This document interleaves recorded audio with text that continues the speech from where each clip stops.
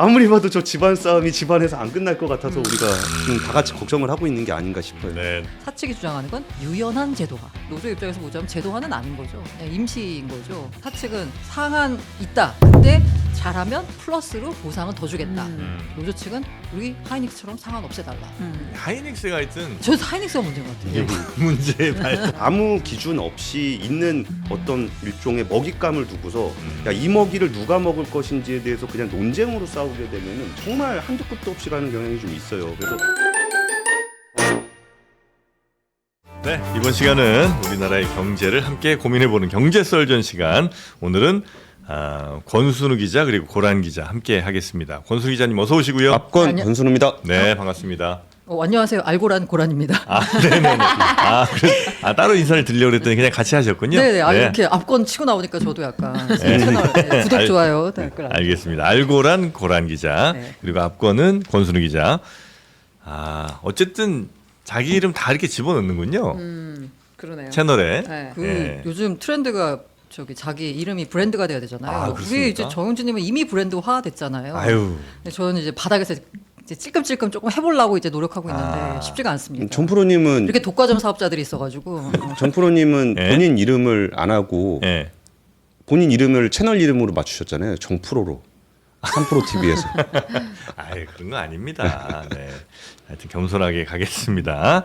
자, 오늘 경제설전 그리고 최윤경 기자도 함께합니다. 네, 안녕하십니까. 네. 장르만 최윤경입니다. 네, 반갑습니다.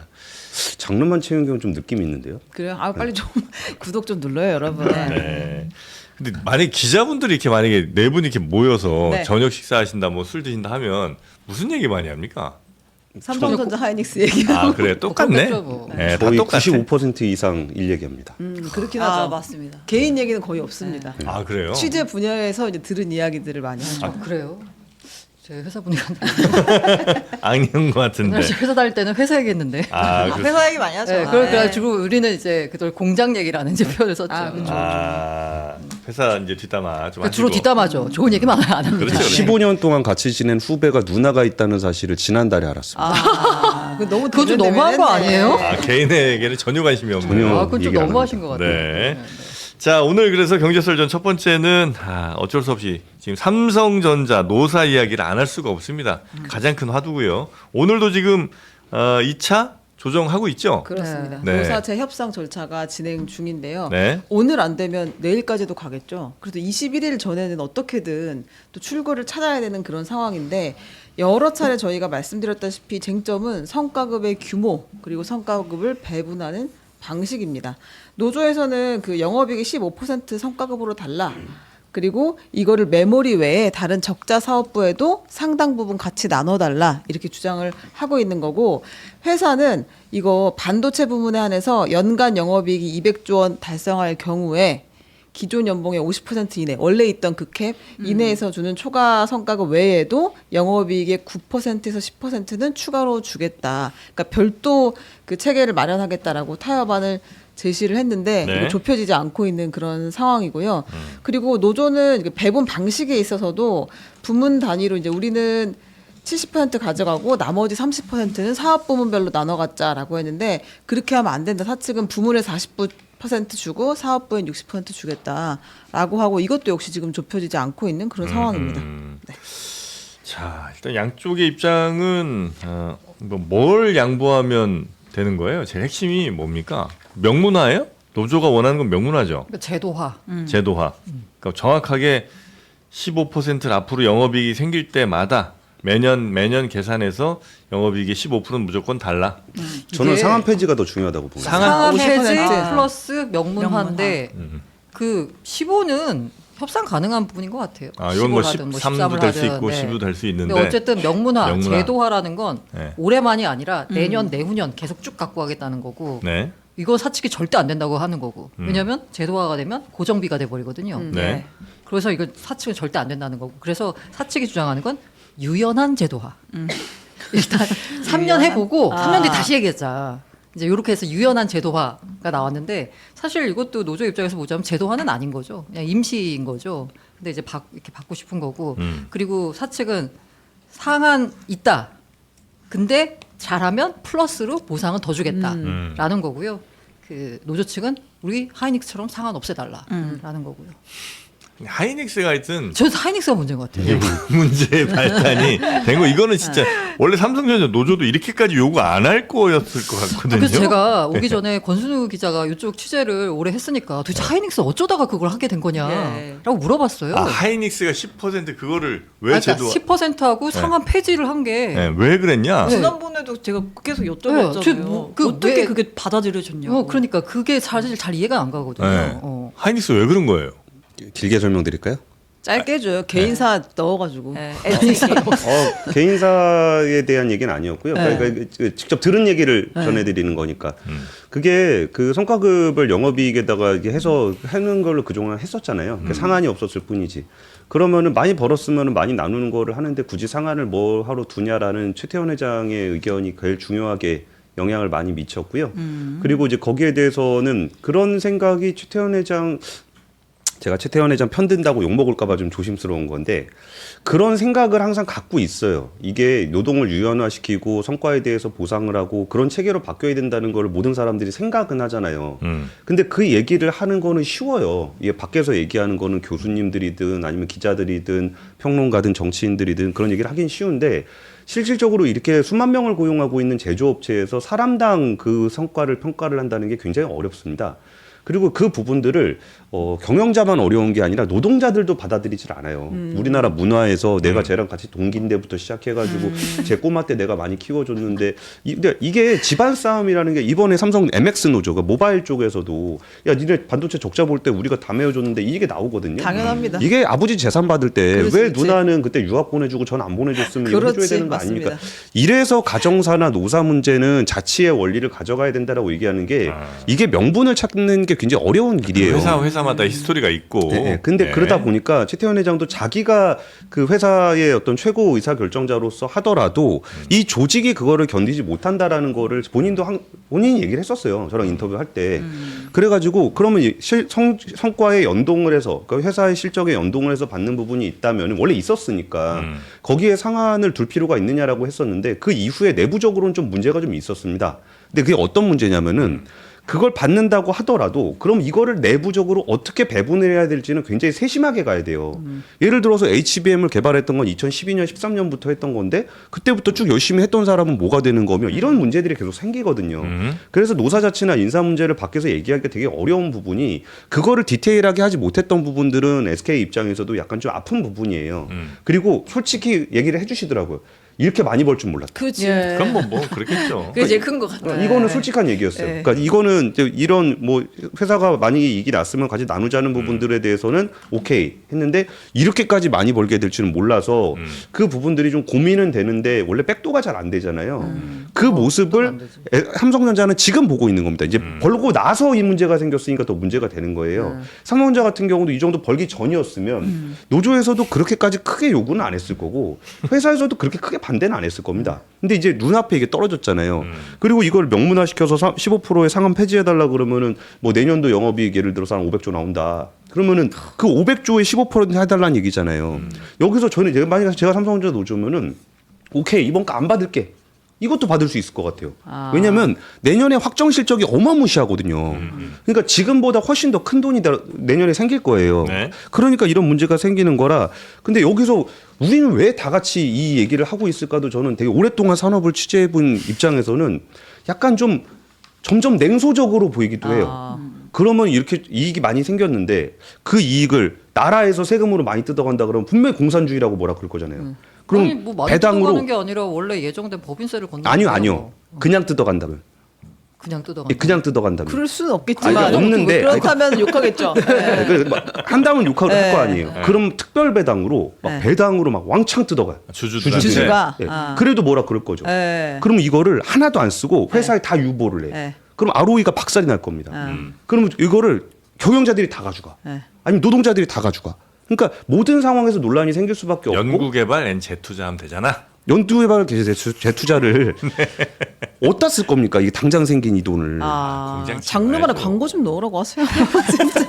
이런 일이 생기는 거예요. 네. 그럼 나도 숟가락, 너도 숟가락이 되기 때문에 이 자제 의사결정을 병원 투 하나 짓고 그러니까 이제 이 하는 게 의사결정을 많습니다. 해야 되는 주체가 이사회가 되는 거고 네. 거기에 대한 경영적 판단이 되는 거고 여기에 대해서 이제 이해관계자들이 그 안에서 조율을 하게 되는 문제라 이 얘기를 그냥 야 그럼 협력업체도 좀 줘야 되는 거 아니야 지역사회에도 줘야 되는 거 아니냐 이렇게 얘기를 하다 보면 좀 끝도 없는 상황이 돼가지고 지금 이게 현대차 노조 취재할 때보다 지금이 더 정신이 혼미한 것 같아요. 아, 현대차 그래요? 노조는 지금 뭐 거의 푼돈 나누는데 애를 썼던 거고 이건 지금 돈 덩어리가 너무 커졌어요. 네.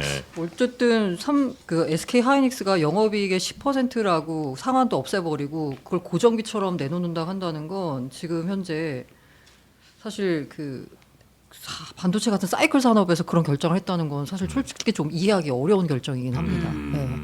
네. 그래서 만약 이렇게 되면 나중에 저 퇴직금 어떻게 돼요? 퇴직금. 그 퇴직금 정산 관련돼서는 아직까지 이렇게 영업이익의 얼마로 해가지고 성과급을 준 케이스가 없었잖아요. 네. 네, 그렇기 때문에 이게 아직 통상 임금에 속하는지 안 하는지 대법원 판례가 없대요. 아, 그것도 한번 판단을 받아봐야 네, 돼요. 그런데 이제 그 법조인들이 하는 얘기는 요거 한번 제기해 볼 수 있다.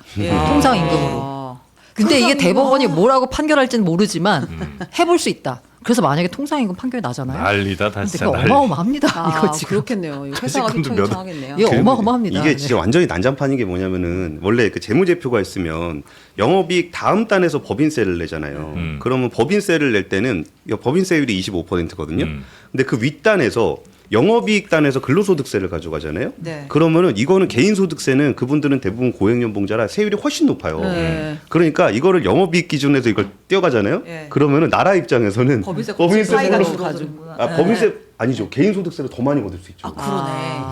세율- 법인세로 가져가는 것보다 개인 소득으로 해서 가져가면 훨씬 더 많이 세율이 가져갈 수 높아진다. 있어요. 35% 45% 네. 소득세는 몇억 되면 네. 그러니까 그렇게 세세하게 하나하나 들어가면은 그러면은 그거를 나라에다 더 줄 필요가 있어? 뭐 이런 얘기도 나오고 그러니까 이거를 아무 기준 없이 있는 어떤 일종의 먹잇감을 두고서 야, 이 먹이를 누가 먹을 것인지에 대해서 그냥 논쟁으로 싸우게 되면은 정말 한도 끝도 없이 가는 경향이 좀 있어요. 그래서 저는 이 문제는 제일 뭐 거의 불가능하고 되게 원론적인 얘기겠지만 삼성 노사가 그걸 만들어야 돼요. 그 안을 자기들이 만들질 못하면은 삼성은 이번에도 결국은 나라에 엄청난 빚을 진 거예요. 이게 삼성 노사 문제에 개입한다라는 거는 정치권, 그러니까 정부에서도 굉장히 부담스러운 문제고 노동계나 학계나 언론계에 굉장히 부담을 주는 일이거든요. 네. 그래서 이 문제를 항상 비판을 하지만 그동안 무노조를 그 수십 년 이어가면서 그 경험을 이렇게 등치가 커졌는데 경험을 쌓지 못한 원죄를 한 번에 치르고 있다라는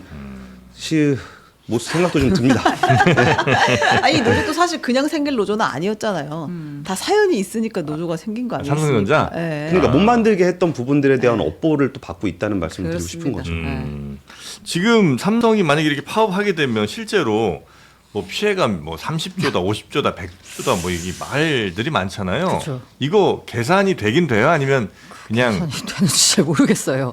처음에는 하루에 직접적인 피해 손실만 1조씩, 1조라고 하더니 예. 그다음에 또 다른 또 뭐 보고서를 보니까 또 2조 4천억이라고 또 하더라고요. 하루당 네, 하루에. 예? 그리고 뭐 이런 무형의 피해까지 하면 이제 100조 얘기 처음에 이제 40조 나왔다가 그다음에 무형의 피해하면 이제 100조 얘기가 나오고 네. 가장 뭔가 그래도 조금 뭔가 약간 권위가 있는 기관이랄까 하는 한국은행이 낸 걸 보면은 네, 우리 전체적인 GDP 성장률 자체를 0.5% 포인트 갉아먹을 수 있다. 한국은행이 요거 관련해서 얘기를 했어요. 네, 0.5% 갉아먹을 수 있다는 게 한국은행이 한국은행이 낸 거예요. KDI 기준으로 우리가 2.5거든요. 예. 한국은행 기준으로 1.5 성장한다는 건 2% 성장인데 만약에 파업이 진짜 현실화되면 물론 이 파업은 아마 법원 판단이 나오기 전이라서 전면적인 파업을 의미한 건 같아요. 그러니까 그 추산보다는 조금 줄 수는 있겠지만 어쨌든 성장률이 최대 0.5% 포인트 떨어지면 KDI 기준으로 우리가 원래 2.5 성장하는 건데 2% 성장하고요. 하는 기준으로 원래 우리 2% 성장하는 거였는데 1.5 성장하는 걸로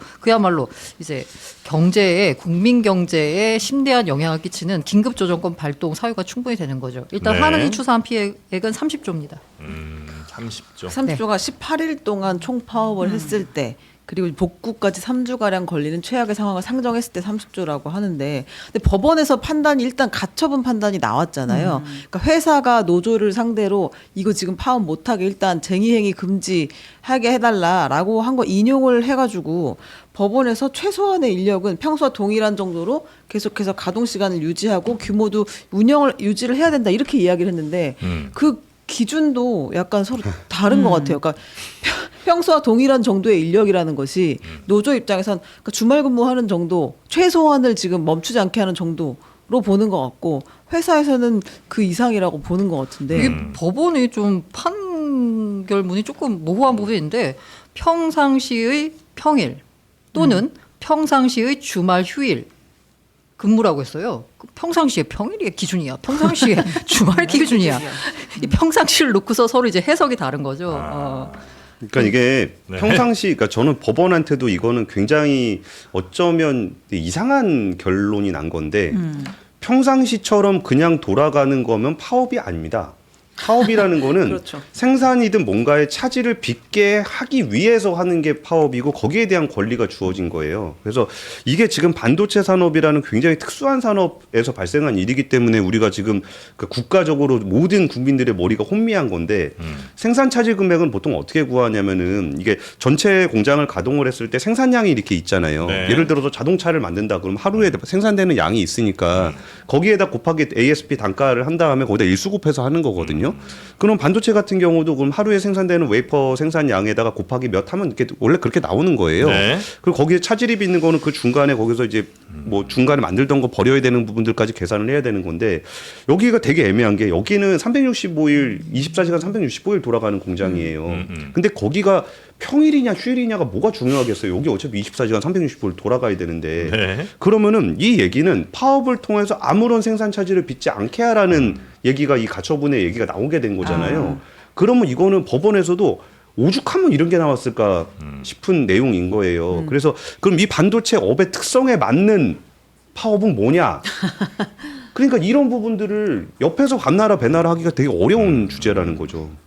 혹시 그 노조 입장이 지금 현재 거의 뭐 많은 분들께 지지를 받지 못하다 보니까 혹시 우리가 너무 지나치나 싶어서 그러니까 너무 좀 우리가 그 소홀히 했나 싶어서 노조의 입장은 그러니까 좀 설득력 있는 입장은 어떤 겁니까? 이렇게 받아야 되는 이유. 받아야 되는 이유요? 저는 약간 이게 어떻게 보자면 사측에 대한 엄청난 불신이 있기 때문에 노조가 자꾸 이 제도화를 고집한다라고 보고 있거든요. 네. 이게 항상 이게 노조 입장에 볼 때는 항상 회사가 뭔가 야 고생했지 우리가 진짜 잘 나갈 때는 잘 챙겨줄게라고 했는데 막상 잘 나가니까 그건 안 챙겨줬단 말이에요. 예. 그러니까 이번에도 약간 그 제도화에 대해서 집착하는 이유는 언제 회사가 말을 바꿀지 모른다. 이거를 명문화 시켜야지 지금 회사가 나중에 딴 말 안 한다.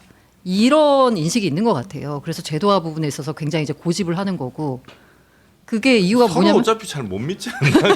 그러니까 이 부분은 그러니까 노조하고 회사가 네. 생각하는 이 성과급이라는 단어의 의미에서의 차이가 좀 있어요. 네. 그러니까 성과급이라는 거를 내가 어떤 이익을 낸 것에 얼만큼을 기여했는가에 대한 개념으로 생각하는 게 하나 있는 거고 네. 또 하나는 여기서 뭔가 이익이 생겼는데 네. 이 이익을 저 사람들을 독려하기 위해서 내가 얼마나 더 지급할 것이냐. 라는 측면에서 볼 수 있어요. 그러니까 이거를 독려를 하기 위해서 하는 거는 회사의 인사정책적으로 하는 거기 때문에 철저하게 경영 판단의 영역이 되는 거고요.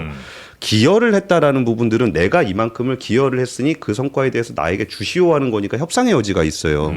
그 노동자들 입장에서는 여기에 내가 기여를 했다라고 그 기여분을 달라 그러는 거니까 전체 이익에서 이 정도는 우리 노동자의 몫이 될 수 있지 않냐라고 얘기를 하는 거고 회사 입장에서는 아니다. 이거는 우리가 인센티브로 인재를 좀 더 육성하고 이를 더 독려하기 위해서 하는 거야 라는 개념으로 하니까 이거를 제도화를 시킬 수가 없는 거예요. 근데 여기서 이제 EVA라는 개념을 좀 되게 어렵고 모호한 개념인데 이거를 삼성이 그동안 어떻게 성과급을 지급했는지를 보면은 뭐 PI, 뭐 PS 뭐 이런 것들이 있는데 그런 것들은 다 빼고 내가 목표가 이만큼이 있으면은 이거에 초과 달성한 부분들에 대해서 일부에 대해서 성과를 준단 말이에요. 그러면은 목표를 어떻게 설정하느냐에 따라서 초과로 얻어지는 그 부분들이 달라져요. 그러면은 내 입장에서는 내가 되게 열심히 해가지고 우리 부서는 돈을 되게 많이 벌었어.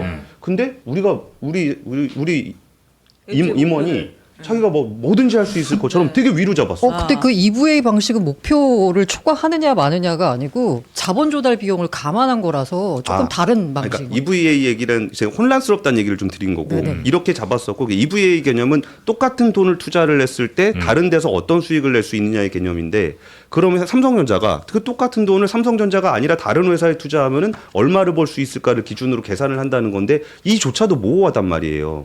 그러니까 노동자들 입장에서는 야 돈을 저렇게 많이 벌었는데 이건 이래서 안 준다 그러고 저건 저래서 안 준다 그러고 그리고 우리가 그럼 인재를 좀 영입하고 우리가 최고의 회사가 되기 위해서라면 SK보단 더 많이 받아야 될 거 아니냐라고 해서 15%라는 숫자가 나온 거잖아요. 그러니까 이 부분이 이전에 뭔가 이 개념 자체에 대한 합의가 일단 없었던 거고 그리고 거기서 생겨나는 기준에 대한 모호성이 있기 때문에 불신이 있었던 건데 그 모호성조차도 아까 말씀드렸던 것처럼 이게 인센티브냐 아니면은 거기에 대한 기여분이냐라는 부분에 대한 인식 차이는 분명히 있었던 것 같습니다. 네, 알겠습니다. 하여튼 회사에 대한 이 신뢰가 좀 떨어진 부분은 좀 있는 것 같다. 네. 아, 그 그게 아까 말한 그 EVA 방식도요. 네. 이게 사실 그 직원들이 보기에는 이게 예를 들어 영업이익은 재무제표 그냥 나오잖아요. 네. 근데 EVA는 안 나와요. 회사가 계산을 해서 야 EVA가 이번엔 이만큼이야. 그러니까 너는 이만큼 받아라고 결과만 나와요. 네. 과정이 없거든요. 투명하지가 그럼 않다. 과정을 공개해라라고 하면 회사 입장에서는 공개할 수 없습니다. 이 자본 조달 비용이 들어간 거기 때문에 이게 일종의 보자면 영업 비밀 느낌이 네네네. 되거든요.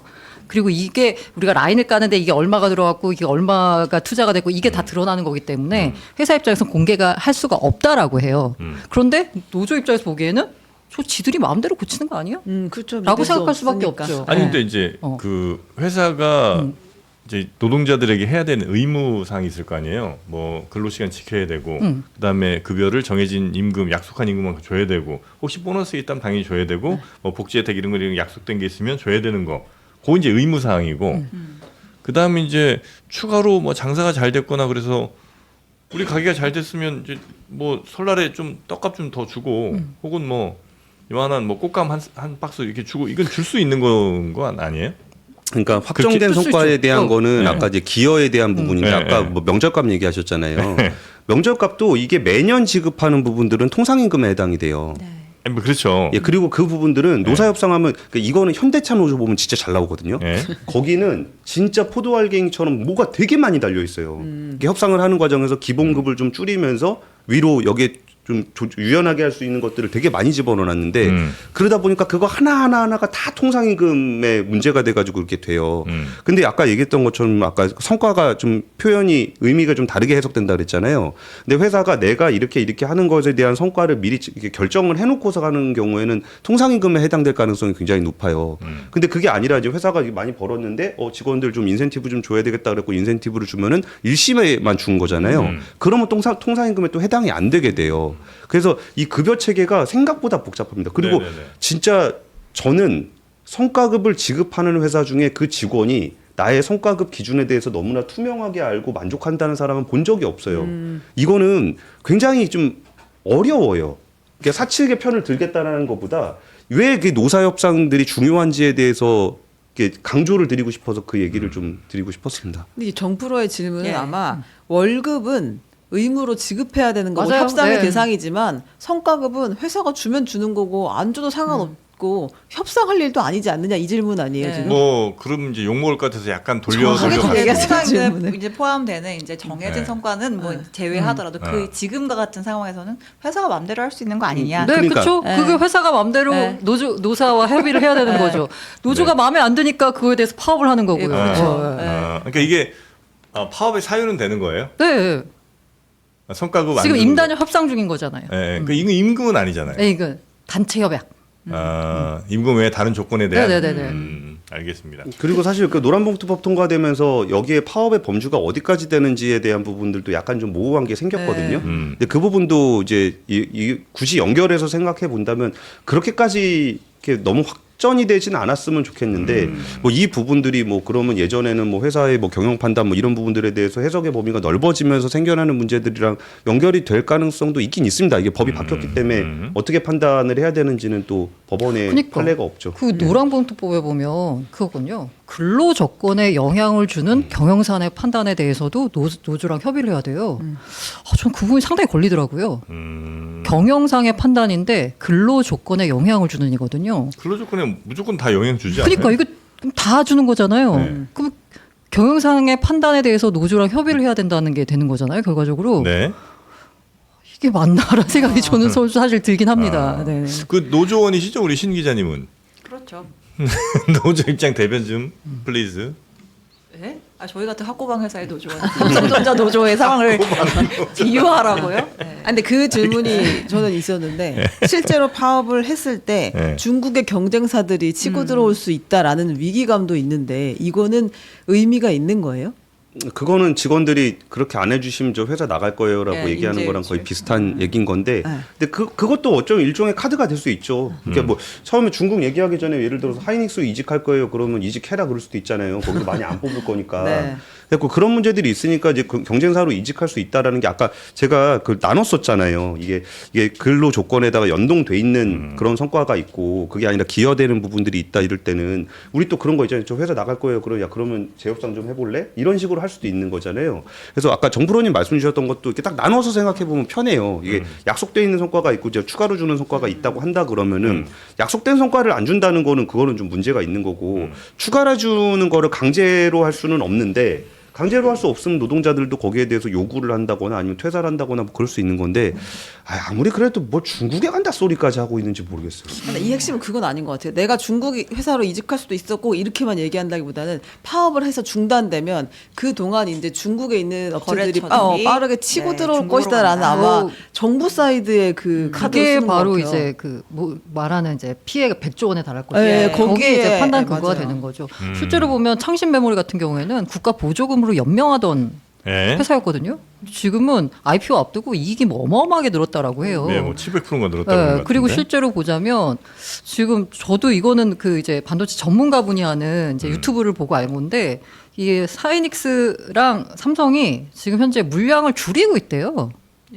네, 줄여서 가격을 높인 정책을 쓰고 있으니까 아. 전체적인 이익은 늘어나는데 점유율이 점점 떨어진다라고 하는데 아, 그래요? 지금 이 상황에서 만약에 삼성이 파업으로 해서 만약에 물량이 제대로 더 생산이 안 되면 더 줄어들면 그러면서 이제 그 반도체 전문가분의 얘기는 그렇더라고요. 이 물량 줄어든 거 이거 어떻게 회복이 안 된다. 이거 빨리 그 회복해야 된다라는 식으로 이제 말씀하시더라고요. 이제 네. 그분 같은 경우에는. 근데 그런 측면에서 봤을 때 이번 파업으로 인해서 삼성전자의 점유율 자체가 낮아지게 되면 회복하는 데는 굉장히 힘들거든요. 그리고 우리 점유율이 떨어진 그 사이를 치고 들어오는 게 다름 아닌 이제 중국 반도체 회사들인 네. 거고. 그 중국 반도체는 지금까지는 야, 쟤네들 뭐 반도체 제대로 만드나 이제 이런 의심들 때문에 뭐 회사들에서도 선택하기 조금 꺼려했었다면 이제 어쩔 수 없이 너무 없으니까 일단 그거라도 써보자 해서 쓰다가 이게 잘 작동하네 이러면 계속 그거 쓸 거 아니에요.